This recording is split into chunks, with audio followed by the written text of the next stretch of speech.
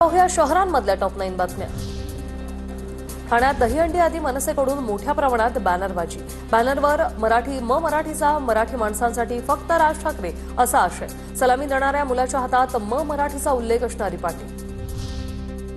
जाफराबाद नगराध्यक्षांवर अविश्वास आणण्यासाठी नगरसेवक सहलीवर मागील 3.5 वर्षात 4 वेळा अविश्वास आणण्यासाठी प्रयत्न। अविश्वास आणण्यासाठी 12 नगरसेवक सहलीवर गेल्याची माहिती। परभणीत मानवत रोड रेल्वे स्थानकावर रेल्वेला थांबा देण्याची मागणी। आमदार राजेश विटेकरांची मुख्यमंत्री आणि उपमुख्यमंत्र्यांकडे ही मागणीला पाठिंबा देत थेट रेल्वे मंत्र्यांकडे शिफारस।